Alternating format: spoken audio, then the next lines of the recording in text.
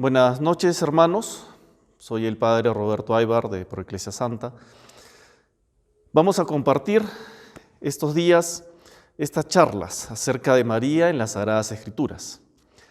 En realidad es el resumen del curso de Mariología que yo llevé en la Facultad de Teología Pontificia y Civil de Lima con el profesor Alexandre Cavalcanti, heraldo del Evangelio. Vamos a ver María en el Antiguo Testamento y María en el Nuevo Testamento. Vamos a profundizar un poco en esto a vísperas de mayo, el mes de la Virgen.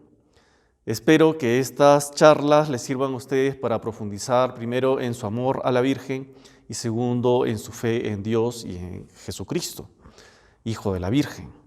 Pidámosle a Dios que nos acompañe y vamos adelante. Antes de iniciar propiamente el tema, vamos a ver dos posturas, las posturas preconciliares y las posturas posconciliares, para poder entender cómo se ha desarrollado esta visión de la Virgen en las Sagradas Escrituras. En las posturas preconciliares hay dos. La primera se ve ver la figura de María en todo el Antiguo Testamento. Se veía a María siempre, estaba presente en todo el Antiguo Testamento por una visión cristocentrística de las Sagradas Escrituras. Las Sagradas Escrituras se leían según esta postura preconciliar, cristocéntricamente. Cristo estaba presente en todas las Sagradas Escrituras y se considera el Antiguo Testamento como una preparación al acontecimiento de Cristo, una preparación a la venida de Cristo, un anuncio de los profetas y de los hechos salvíficos a la venida de Cristo. Y por eso se encuentra también a María en las Sagradas Escrituras. Y la segunda postura preconciliar se le ve a María totalmente ausente en el Antiguo Testamento. A ella no se le ve. Para estas posturas, las menciones implícitas o indirectas no son suficientes para hablar de una Mariología veterotestamentaria. Bueno, veterotestamentaria, para los que no se ubican, es precisamente el término que se usa para hablar del Antiguo Testamento. O sea, en la preconciliar o se le veía presente en toda la Sagrada Escritura a la Virgen o no se le veía porque no era suficiente, decían ellos. Ya en las posturas postconciliares, que es nuestra época, es lo que vivimos nosotros, se ve en la Dei Verbum 12, se recomienda como principio básico de la recta exégesis la consideración de la unidad de la Escritura. Esto facilita la comprensión de los textos veterotestamentarios acerca de la Virgen María. O sea, se recomienda un exégesis, o sea, un estudio, una lectura de la Sagrada Escritura como una unidad. El Antiguo y el Nuevo Testamento no se pueden separar. Esto facilita la comprensión de los textos que hacen referencia a nuestra Madre. Y en la Lumen Gentium 55 afirma que los libros del Antiguo Testamento y del Nuevo Testamento y la tradición manifiestan de manera cada vez más clara la función de la Madre del Salvador en la economía de la salvación. Se ve, el Antiguo Testamento y el Nuevo Testamento y la tradición muestran, ya hacen referencia o hablan implícitamente de María, la Madre del Salvador, como parte de la economía de la salvación. Algunos se preguntarán, ¿y qué es la economía de la salvación? La economía de la salvación son los diversos pasos que Dios va dando desde la creación hasta la venida de Jesucristo y nuestra salvación a través de él. Son los pasos que se va dando desde la creación, todo lo que es el Génesis, el Éxodo y sucesivamente todos los libros del Antiguo Testamento hasta llegar al Nuevo Testamento, que ya es la llegada de Jesucristo y todos los hechos de Jesucristo. Son pasos lentos y pedagógicos en los que se prepara al pueblo elegido y a la humanidad para esta venida. Son pasos lentos y pedagógicos. A veces son muy lentos, pero siempre son pedagógicos. Se ve que Dios no se manifiesta de frente, se ve que Dios no da sus normas de frente, no, es poco a poco, poco a poco. Dios sabe que el hombre es tardo en entender, Dios sabe que somos tardos en entender, y como buen maestro, como buen padre nuestro, nos va enseñando poco a poco, hasta que nos encuentra listos para la revelación plena que se da en Jesucristo. Esa es la economía de la salvación. Ahora, vamos a ver tres tipos de textos acerca de María en el Antiguo Testamento. Hay tres tipos de textos. Esto tiene que quedar claro. Son tres. Los primeros son los acomodaticios. Lo vamos a explicar en un momento. Los segundos son de sentido mariológico discutido. También lo vamos a explicar en un momento. Y los terceros y últimos son los textos ciertamente mariológicos. Estos son los tres tipos de textos de María en el Antiguo Testamento. Vamos a explicar uno a uno durante esta charla. Primero, los textos acomodaticios. La interpretación patrística de la Escritura, es decir, la interpretación de la Escritura que hacen los primeros padres de la Iglesia en los primeros siglos, considera el carácter central de la presencia de Cristo en la totalidad de la revelación. La revelación es total, es plena. Esto concluye en la acomodación de textos escriturísticos a la persona de María. Como la revelación de Cristo es en toda la Escritura, Antiguo y Nuevo Testamento, algunos textos se dan a la Virgen, se acomodan, por así decirlo, a la Virgen. Acomodar, por así decirlo, es una forma más coloquial de decirlo. Y el uso litúrgico de dichos textos en la Iglesia confirma de cierta forma esta visión acomodaticia. Explico esta parte. Como estos textos, que vamos a ver uno o un par, se utilizaron en fiestas litúrgicas de la Virgen a lo largo del tiempo, desde muy antiguo, se confirmó, por así decirlo, esta relación entre dicho texto y la Virgen. Un texto acomodaticio, entonces, significa que el autor no dice nada explícitamente sobre la Virgen, no dice nada explícitamente, sino que la Iglesia encuentra en esas palabras la expresión de la consideración que tiene a María. El autor, al escribir, no dice nada explícito, no se habla de María, no se habla de ninguna cosa relacionada a la Virgen directamente, pero la Iglesia encuentra en esas palabras la expresión de la consideración que tiene a la Virgen María en el plan de salvación, en la economía salvífica. Un ejemplo de estos es el libro de Judith, y lo vamos a comparar al Evangelio de Lucas.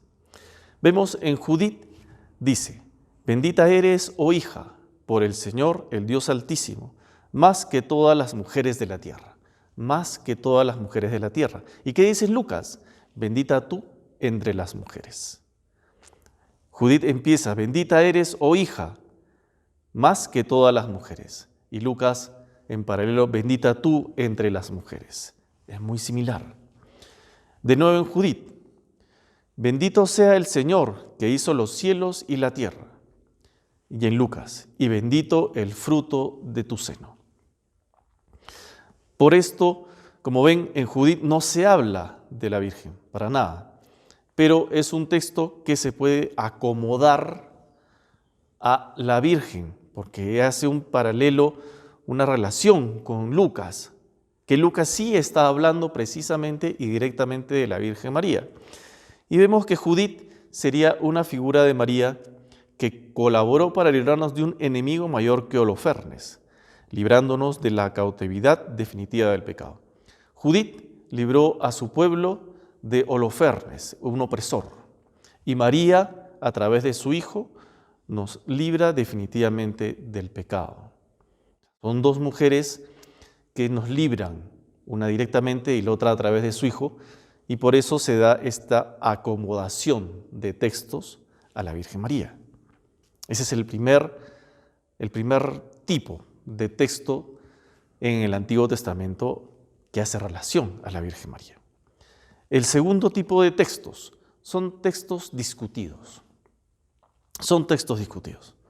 Son textos que en un momento o en ciertos grupos se interpretan como referidos a la Virgen, pero que por diversos estudios o vistos en su propio conjunto muestran ciertas dificultades al hacerlo. Explico. Son textos que en algún momento o ciertos grupos o ciertos escritores o ciertos a veces hasta conventos o países se decía que hacían referencia a la Virgen, se daban a la Virgen. Pero ciertos estudios posteriores o de su misma época dicen no, o sea, no se da tanto esto, no se puede decir que son. Un ejemplo, el Cantar de los Cantares. Algunos autores dicen que María es el ápice de las relaciones entre Dios y el alma. O sea, el ápice es lo máximo, el top, como dirían hoy en día, de las relaciones entre Dios y el alma. En algunas partes sí se da. En algunas partes del texto de Cantar de los Cantares sí se da, pero a un nivel acomodaticio. Pero en otras partes del Cantar de los Cantares se ve una figura mucho más pasional entre la esposa y el esposo. El Cantar de los Cantares habla de un esposo y una esposa. Y en muchas partes se habla ya en términos pasionales, conyugales, maritales. Por eso se discute, dice, no, en cierta parte sí podría ser, sí podría referirse a la Virgen, pero no se puede decir que en todo el texto sea, porque hay muchas partes que habla, como dice aquí, en términos mucho más pasionales, de esposa y esposo. El siguiente ejemplo, el Salmo 45-44. Se ve una princesa bellísima llevada ante el rey. Y dice, y tus hijos los pondrás como príncipes por toda la tierra. Claro, uno puede decir, sí, claro, puede hacer referencia a la Virgen María. Es una princesa bellísima, llevada ante un rey, que es Dios, y su hijo será príncipe por toda la tierra. Puede hacer referencia, pero este texto implica el que la princesa al casarse rompa totalmente con su pasado. Rompa. En este texto se ve eso, que la princesa rompe con su pasado y eso dificulta su aplicación a la Virgen María. Por eso decimos que son textos discutidos. ¿Ok? Hemos visto los textos acomodaticios y los textos discutidos. Y ahora vamos a pasar a los textos ciertamente mariológicos. Los textos que precisamente la Lumen Gentium 55 dice aquí, presenta 3 textos que pueden ser considerados con sentido verdaderamente bíblico referidos a la Madre de Dios. Aquí no hay duda, nadie lo duda, ningún teólogo, ningún estudio duda de que estos textos se refieren implícita y explícitamente a la Madre de Dios. Son 3. El principio fundamental es que estos textos contienen una auténtica revelación, aunque sea bosquejada sobre la Madre del Mesías. Estos textos contienen esta revelación. En bosquejo, obviamente, como una pintura, como un bosquejo que aún no ha acabado, que aún no ha sido pintado, aún no ha sido firmado por el autor, por así decirlo, que aún no ha sido completado. Es el inicio, es un bosquejo de nuestra Madre, presente ya desde el Antiguo Testamento. Vamos a ver el primero. Es Génesis 3:15. Establezco enemistad entre ti y la mujer, entre tu linaje y su linaje. Él te pisará la cabeza, mientras tú acecharás su calcañar. Génesis 3:15. Es el primero de los 3, el más antiguo, el que hace referencia más antigua a la Virgen María. Para los que no sepan, calcañar se refiere a su talón, a su tobillo, a su pie, como lo quieran entender. Calcañar es eso. A partir del siglo XVII y XVIII, este texto es conocido como el protoevangelio. El evangelio antiguo, el evangelio más antiguo, el primer evangelio. Proto es antiguo. Es decir, el primer anuncio del Mesías Redentor. Este texto es el primer anuncio del Mesías Redentor, donde se revela el singular destino de la mujer que se convierte en aliada de Dios. ¿Quién la hará enemiga de la serpiente? Se habla ya de la mujer, que se convierte en la aliada de Dios, y la hará enemiga de la serpiente. Vemos en el texto que el primer verbo de esta cita sea en primera persona del singular, muestra que es Dios quien habla. Establezco enemistad entre ti y la mujer. Es Dios quien habla y establece una enemistad entre 2 criaturas que entablaron una amistad para romper la unión entre Dios y el hombre. Y estas 2 criaturas son el demonio y la mujer, y esa mujer. ¿Ok? Ese es lo que se ve en este texto llanamente. ¿Cómo podemos considerar este y los siguientes textos como algo mariológico, como un texto mariológico? ¿Se puede considerar este texto como mariológico? Sí, y solo sí comprobamos su carácter mesiánico. Si comprobamos el carácter mesiánico de cada uno de estos tres textos, o sea, la presencia de Cristo en él, esto se ve si se muestra la victoria definitiva entre el bien y el mal, conseguida por el linaje de la mujer. Si se consigue hacer eso, entonces se ve que en ese texto se está haciendo referencia a Jesucristo, el Mesías, y por ende, esa mujer es María. Si no estuviese presente Cristo, entonces no se podría hablar de la Virgen. Vamos a ver si se da en este caso. Entre tu linaje y su linaje. Vamos a analizar algunas partes precisas de este texto. Entre tu linaje y su linaje. La palabra hebrea para el linaje es será y puede tener un sentido individual, o sea, un descendiente en concreto, una persona en concreto, y un sentido colectivo, varios descendientes, muchas personas que descienden de la primera, su linaje. Estamos hablando de entre tu linaje y su linaje. Es evidente que el linaje de la serpiente es colectivo, Se refiere a los demonios, se refiere a las hordas del demonio y así sucesivamente. Entonces, el de la mujer también lo es en este texto. Entre tu linaje y su linaje. Está hablando de dos linajes colectivos. Se habla de la posteridad de la mujer, en otras palabras, de la humanidad, que está en guerra contra el ejército de Satanás, los demonios. Es la enemistad. Él te pisará la cabeza mientras tú acecharás su calcañar. Él te pisará la cabeza mientras tú acecharás su calcañar. Este versículo ya en hebreo, no en castellano, en hebreo mismo empieza con un singular masculino. Es un singular masculino. Ya no es un colectivo como el anterior. Ya no está hablando de un linaje en plural, está hablando de un linaje en singular y masculino. Es decir, la lucha se entablará entre un descendiente en concreto de la mujer y la serpiente tentadora. Ya la lucha es de uno a uno. Ya no es de muchos contra muchos. No, él te pisará la cabeza mientras tú acecharás su calcañar. Se ve una clara dimensión mesiánica, lo que nos permite descubrir ahí una referencia a la madre del Mesías. Hemos llegado ya al punto clave.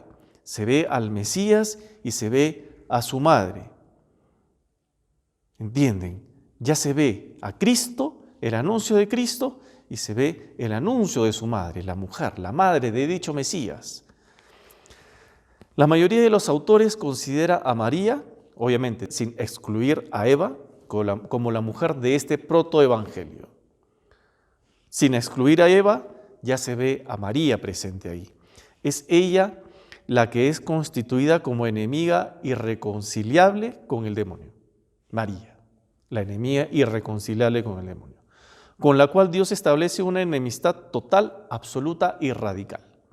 María, nuestra madre, es la madre de la pureza, la madre del fiat, la madre del hágase, la que sigue a Dios en las buenas y en las malas, la que sirve a Dios a través de su Hijo, en los 30 años de vida oculta como madre, sabiendo que servía a Dios, y después sirve a Dios manteniendo la fe de la iglesia. Al inicio fue la única que siguió adelante, hasta Pentecostés, que los discípulos ya se llenan del Espíritu Santo, pero hasta ese momento ella fue la única. No es el caso de Eva. ¿Por qué? Porque Eva no es la mujer que vence, Eva es la mujer vencida. No se puede decir que Eva vence a la serpiente. Se habla de una mujer que vence, pero Eva no venció. La que vence es María. Por eso se ve que este texto no solo hace referencia a Eva, hace referencia a una mujer que vence a Satanás, y esa mujer es María. Es por esto que estas palabras deben ser aplicadas a otra mujer. A otra mujer. Vamos con el segundo texto. Isaías 7:14. Pues bien, el Señor mismo va a daros una señal. He aquí que una virgen está encinta y va a dar a luz un hijo, y le pondrá por nombre Emmanuel. Isaías 7:14. Si la persona que nacerá, el Emmanuel, es el Mesías, este texto es mesiánico y a la vez mariológico, porque se cita explícitamente a la madre, que es la Virgen, que es virgen. Como dijimos antes, si está presente Cristo y se hace referencia a la madre, a la mujer, puede ser un texto mariológico. Vamos a ver si se da también. Una virgen está encinta. Una virgen está encinta. Algo extraño, ¿no es verdad? La palabra hebrea usada es alma. Alma. Es la palabra hebrea que se usa en este texto.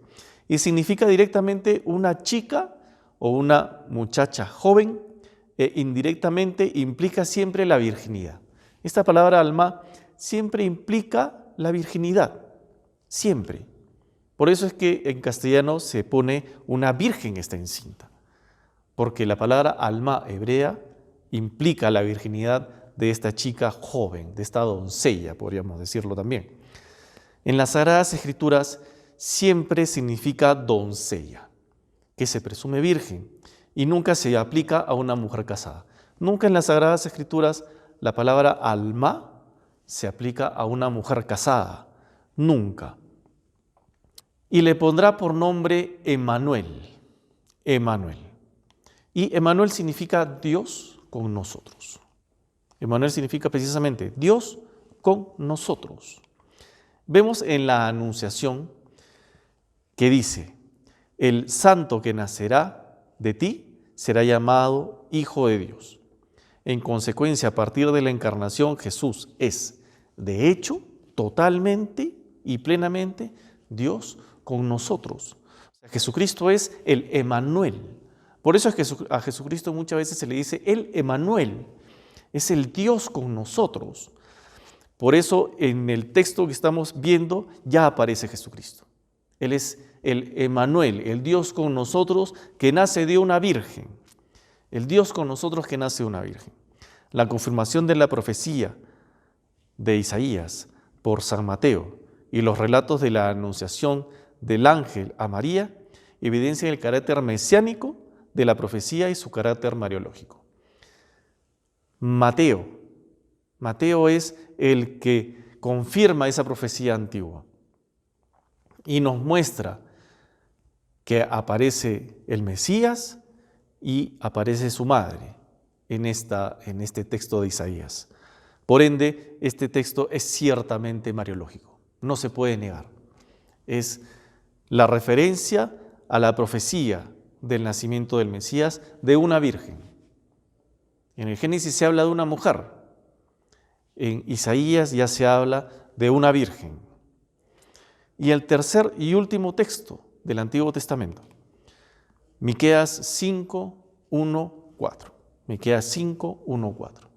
Y tú, Belén de Efrata, tan pequeña entre los clanes de Judá, de ti nacerá el que debe gobernar a Israel. Sus orígenes se remontan al pasado, a tiempo inmemorial.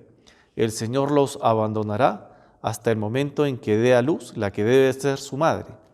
Él será grande hasta los confines de la tierra y Él mismo será la paz. Y Él mismo será la paz. Miqueas 5:1-4. Este es el tercer y último texto del Antiguo Testamento que vamos a analizar. Es innegable el parentesco de esta profecía con Isaías 7:14, afirmándose que el alma, la doncella, dará a luz al Emmanuel en Belén de Efrata. En ambos textos se habla del nacimiento. En Isaías se habla de la doncella que va a dar a luz al Emmanuel. Y aquí esta mujer da a luz en Belén de Efrata. Y señala que sus orígenes se remontan al pasado, a tiempos inmemoriales, a tiempos pretéritos, a tiempos ignotos, a tiempos al que el hombre no tiene acceso, no tiene recuerdo, lo que conecta precisamente con el prólogo de San Juan: en el principio era el Logos. En el principio, en el momento en que el hombre no estaba presente, en el momento en que el hombre no tenía, es imposible que haya recuerdos, a tiempos inmemoriales. Se ve a la alma, a la madre, y se hace referencia al Hijo, a Cristo, al Logos. Vemos en el Antiguo Testamento, ya para terminar esta charla, se ven símbolos marianos en el Antiguo Testamento. Símbolos que hacen referencia a la Virgen. No son textos propiamente hablando, no son textos que se puedan analizar, son personajes más que todo, que hacen referencia a la Virgen como símbolos. Son figuras. Por ejemplo, Sara, la esposa de Abraham; Rebeca, la esposa de Isaac; María, la hermana de Moisés; Ana, la madre de Samuel; Esther, la esposa de Asuero; Débora, la profetisa, que fue la cuarta jueza de Israel. Israel tuvo jueces, Débora fue la cuarta, la única mujer; y Judith, que salva a los judíos de Holofernes, que ya hablamos hace un momento de Judith. Yo los invito a ustedes en sus casas a que vean, a que lean la vida de estas mujeres, de Sara, de Rebeca, de María, la hermana de Moisés, de Ana, de Esther, de Débora y de Judith, que como hemos dicho son símbolos marianos. Los invito a ustedes en sus casas a que vean estos símbolos, algunos de gran belleza. Son una manera de ensalzar las perfecciones de María, una de las tantas maneras de ensalzar las perfecciones de María. Yo los invito, como les digo, a que lean las Sagradas Escrituras, a que profundicen en las Sagradas Escrituras, a que nos preparemos para este mes de mayo, para honrar a nuestra Madre, y honrando a nuestra Madre, honremos sobre todo y principalmente a su Hijo Jesucristo a través de las Sagradas Escrituras. Los invito nuevamente a que lean estas vidas, a que lean estos textos, a que los usen en su oración, a que los mediten, a que profundicemos en nuestro amor a la Virgen, para que podamos todos juntos seguir adelante en nuestra fe y crecer en nuestra fe, cada uno en casa, ¿no es cierto? Es lo que nos toca hoy en día. Pidámosle a Dios esta gracia. Vamos a hacer una oración final. Pongámonos todos en silencio. En el nombre del Padre, del Hijo, del Espíritu Santo. Amén. Madre nuestra, te pedimos, tú que eres la mediadora insigne ante tu Hijo, que nos bendigas, nos obtengas de tu Hijo las gracias que necesitamos, las gracias que pedimos. Tú sabes cuál es nuestra petición: la salud mundial y el crecimiento en la fe de cada uno. Madre, te pedimos que nos obtengas estas gracias de tu Hijo. Te pedimos que estés en nuestros corazones, en los que estamos viviendo esta charla, en los corazones de todos los que están trabajando en estos momentos para aliviar esta crisis mundial. Te pedimos que entres en los corazones de todos aquellos hermanos nuestros que están sufriendo esta enfermedad, esta pandemia. Te pedimos, Madre, que nos obtengas de tu Hijo las gracias de la conversión, la gracia del crecimiento espiritual, la gracia de la salud a nivel mundial. Y a ti, Jesucristo, Señor nuestro, te pedimos a través de tu Madre que aceptes esta petición nuestra, que nos des la salud, que nos des la fe, que acrecientes nuestra fe y que nos permitas seguir creciendo día a día en nuestras casas. El Señor esté con ustedes, con tu espíritu, y la bendición de Dios Todopoderoso, Padre, Hijo y Espíritu Santo, descienda sobre ustedes y los acompañe siempre. Amén. Ha sido un placer compartir con ustedes esta primera parte de María en las Sagradas Escrituras en el Antiguo Testamento, y los espero en para la siguiente, María en el Nuevo Testamento. Que Dios los bendiga. Hasta luego.